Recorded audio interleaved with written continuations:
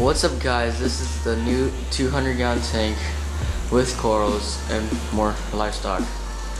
So the tank's been going a long way now. It's been like 3 months and everything's doing really great. Like I got some good SPS and the fish seem to be doing great. Here's a little tip though. When you buy a, when you guys are trying to go get a biopet reactor, always get a good biopet reactor that has like a pump on the bottom. Either way, because if you get like those normal reactors with the tube going in all the way down in the bottom and then it comes out the other way, then your biopet's not gonna mix up really well. And I had that reactor and the same one failed on me, and like the biopets weren't even moving, and I had a 500 gallon per hour pump on that, so it didn't move at all. And then I had a little nitrate and phosphate problem, because once biopet's not moving or tumbling, basically it will release all this nitrate, phosphate and stuff, and it'll create algae and everything for you unless you have it moving really well.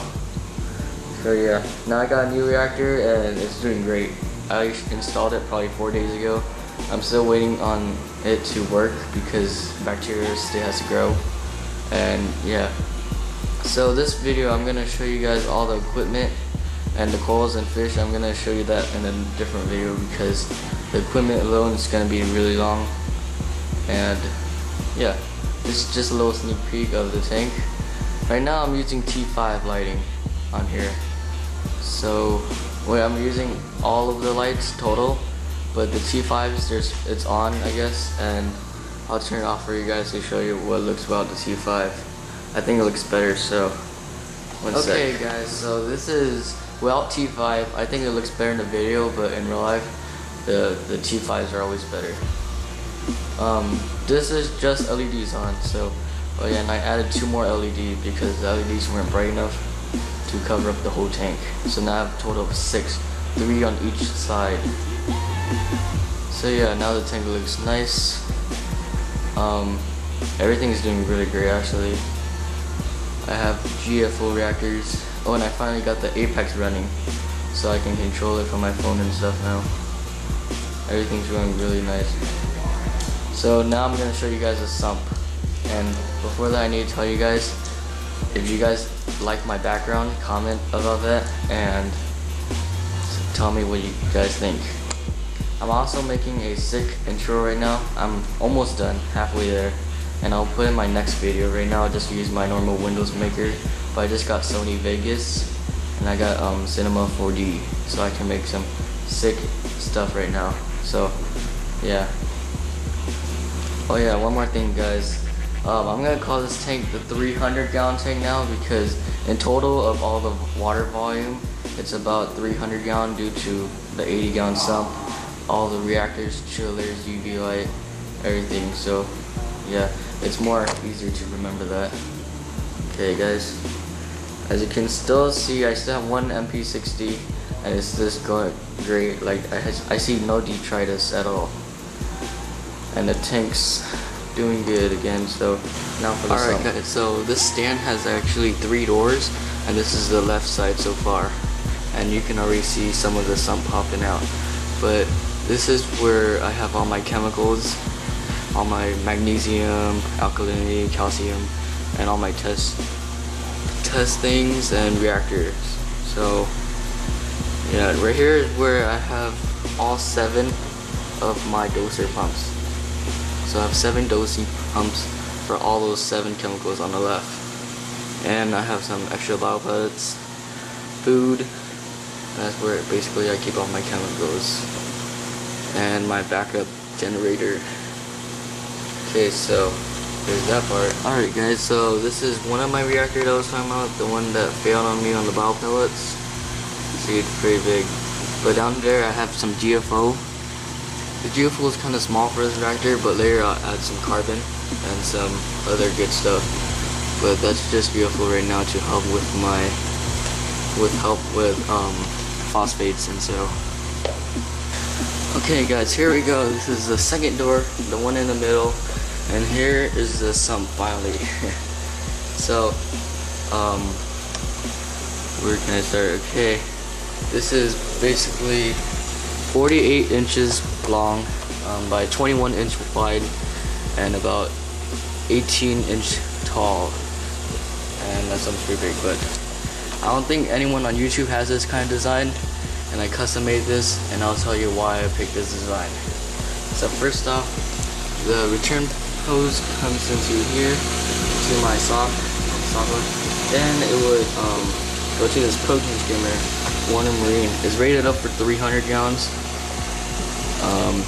There's a cone skimmer, and then after that, where it pumps out to is back there. I don't know if you guys can see, but it's a black acrylic corner, and it goes into there because it's like a bubble trap, and in there it traps all the bubbles, and I keep live rock in there. I also keep about 1,000 gallon per hour pump, and then in there, so like it gets clean water instead of dirty water. And where that goes is it goes up in the tube to UV light up here, then drop down to a chiller over there, and soon come back into the refuse right there where that nozzle is. And that's where my keto morpho and everything, and live rock. There's about 30 pounds of live rock in there. Then it would come overflow into the return area.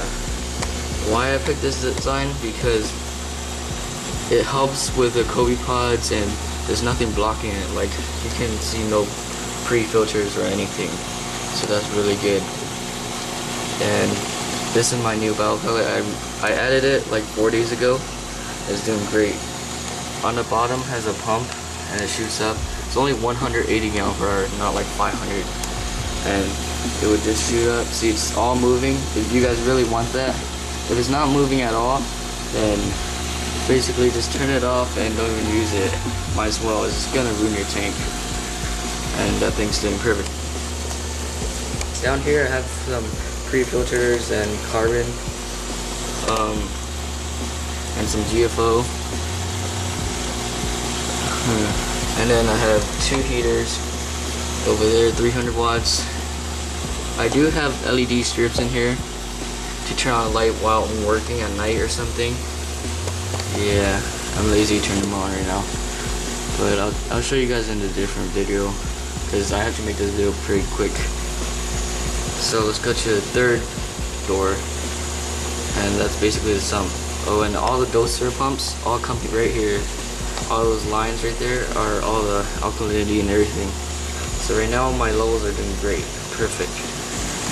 Okay guys, so this is the last door on the right, and this is basically the other side of the sump. But this is a auto top off, a built-in auto top off with my sump, custom made. That's about 20 gallons, so it lasts pretty long. And there's my auto top off unit, my chiller. Right now it's 78.2, which is pretty good. The tank, the temperature in the tank goes about, I set the heaters around 77 and then to 79. So from 79 the chiller will go on, and then 76 or 77 the heaters will go on. So that's pretty good.